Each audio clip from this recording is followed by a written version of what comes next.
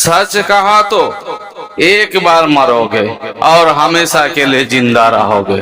झूठ कहा तो बार बार मरोगे और बार बार भयानक मौत तुम्हारा सामने आएगा। इससे बेहतर सच कहना है। किसी भी बात पर सच कहा तो अमर हो जाओगे, सच कहा तो कभी और मौत नहीं आएंगे। और जो एक बार मौत आएगा, सच कहने में मौत एक बार आती है। जो जिंदगी हयाती में मर जाते हैं, दुनिया में घूमते तो हो, तुम दुनिया में तो हो मगर दुनिया में रहकर भी दुनिया में नहीं हो, दुनिया के गिनती में नहीं हो, क्योंकि आपने सच कहा, कहकर मर गए सबके लिए। सबने अपना साथ छोड़ दिया, सबने आपका एक तरफा कर दिया और सबने एक तरफ हो गया।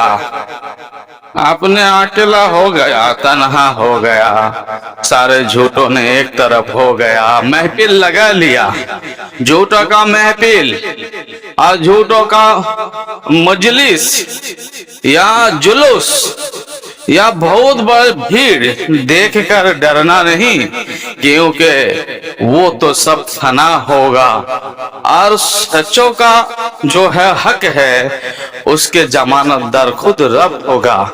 इसके लिए हमेशा देखो, सच तन्हा था मगर आज वहां मेला लगा हुआ है।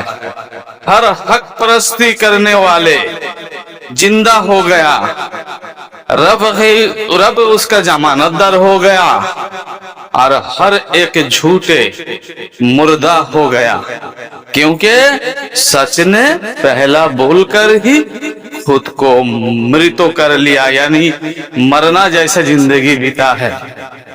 इसके लिए जान लो, रब यहाँ आके वसीला के बगैर कुछ करने वाला नहीं है। जो करना है, आप एक दूसरे को मदद कर सकते हो।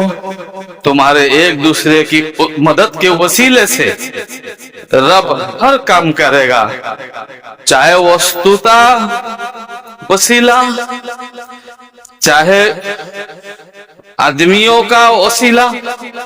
मतलब वस्तुता का वसीला का मतलब अभी देखो, आजकल मोबाइल की जमाना, ऑनलाइन की जमाना, ये वस्तु हो गया।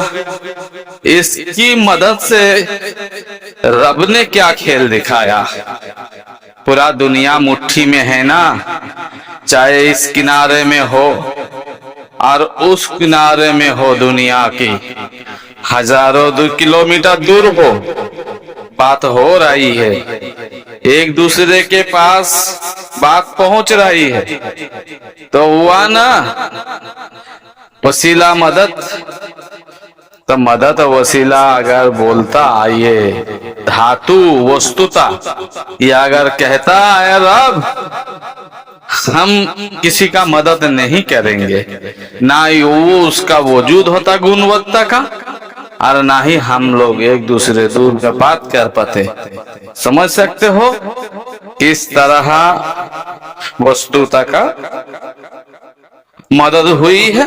उसी तरह लोगों, तुम लोग एक दूसरे का मददगार बनो। ये मत समझो हम कमा लिया, बचत कर लिया, बहुत प्रॉपर्टी कर लिया, वो तो कुछ नहीं कर पाया, वो तो नालायक है, वो तो कमा ही नहीं पाया, वो होशियार नहीं है हमारे जैसा, हम बहुत बड़ा हीरो है। जान लो एक सच, आप 2 साल, 5 साल, 10 साल बाद उसके जगह में हो सकते हो और वो आपके जगह में हो सकता है। ये रब का हिकमत है, इसे नहीं समझ सकोगे। इसको समझने के लिए वो निगाहें चाहिए, वो खबरदारी चाहिए। आप सोच रहे हो हम कमा लिए हैं, इकट्ठा कर लिया, हमारे साथ तो पुश्त चलेगा। किसके बारे में कह रहे हो हमारे साथ पुश्त चलेगा? वो आपका सातों पुश्त कौन है? कौन है? आपको पता है? आपको सातों पुश्त कौन बनने वाला है? पता नहीं है। आपको पता है अब अगले पुष्प में कहाँ होंगे? पता नहीं है। आपको पता है आप इसके बाद कहाँ होंगे? पता नहीं है। आपको पता है आप कहाँ से आए हैं? पता नहीं है। आपको पता है आपका अजल से अभी तक क्या क्या हुआ? कुछ थोड़ा बहुत, थोड़ा सा पूरा ना हो, थोड़ा सा मालूम है? कुछ भी ऐसा से पता नहीं है। क्या सोच रहे हो? चालाक हो? चालाक ना बनो। जो पैगाम दिया गया कि एक दूसरे की मददगार बनो और मीजान को ठीक रखो, ये जो तुम जो कर रहे हो, खा रहे हो, पी रहे हो, जिंदगी में जो ऐसे चल रहे हो, तुम्हारे पास ज्यादा है। जिस मीजान में नहीं है उस शख्सियत को, उसको उतने ही साथ दो कि वो भी सुकून का जिंदगी जी पाए। और ये मत सोचो कि हम गुलाम बनाया, इतने सारे गुलाम हमारा है। अल्लाह बहुत बड़ा हिकमत वाला है, वो कुछ भी कर सकता है, उसके लिए तुम कुछ भी सोच सकते हो। काल उस गुलामों के भीड़ में तुम हो सकते हो, और उस गुलामों की भीड़ में जो छोड़ के गए हो, काल वो तुम्हारे हवेली में हो सकता है। और तुम्हारे किए हुए जो रीति रिवाज के अनुसार तुम भी उसके जैसा गुलाम बन के रहोगे।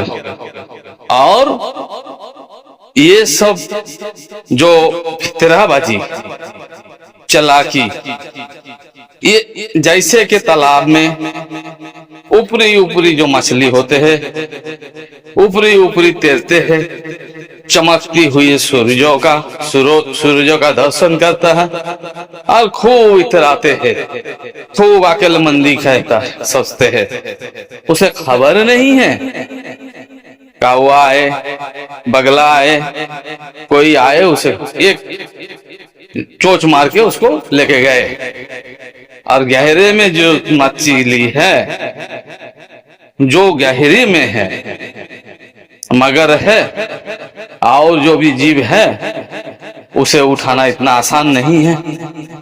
तो ये जो है ऊपरी दिमाग का चालाक ना बनकर रब की जो इशारे है,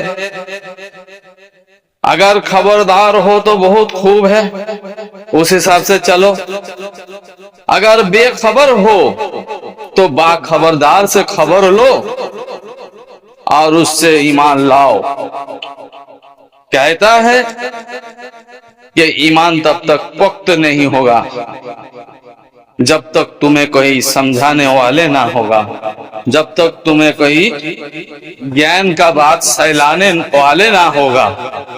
चालाकी ज्ञान की दरिया में नहीं चलेगा, तैरना नहीं आएगा, डूब जाओगे। जो होगा दिखा जाएगा, नतीजा बहुत बुरा होता है। ये जो फंसाने से निकालना बहुत बड़ी मुश्किल होता है, इस फंसाने से निकलो। डॉक्टर का हाथ में सिगरेट है, पी रहा है, तुम्हें ऑक्सीजन में लिख रहा है तुम सिगरेट मत पियो, तो तुम मत पियो। तुम ये मत कहो कि डॉक्टर खुद पी रहा है, हमें क्यों पीने मना कर रहा है।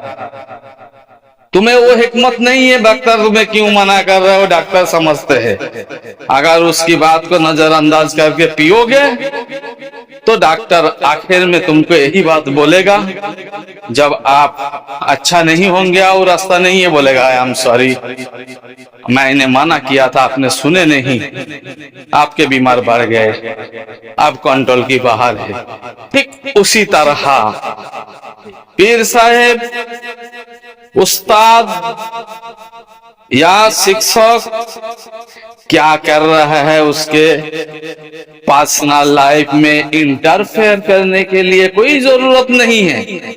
वो कैसा मुँहता है, उसका कैसे दाढ़ी है, उसका कैसा हगता है, उसने कैसा क्या करता है। हाँ, वो किसी का जूता सिलाई करता है, वो किसी का मजदूर है, वो ये कहता है कि नहीं, ये दुनिया की पंचायत जरूरत नहीं है। आप जो चाह रहे हो देखो कि आपका जो चाहत है, जो आपके सवाल है, उसको पूरा कर रहा है क्या नहीं। अगर उसको पूरा कर रहा है तो उसके हुक्म फरमादार हो जाओ। अगर नहीं पूरा कर रहा है तो और गुरु के पास जा सकते हो, वहां जाके तालीम हो सकते हो उस मकसद को पूरा करने के लिए। अल्लाह सबको हिदायत करे।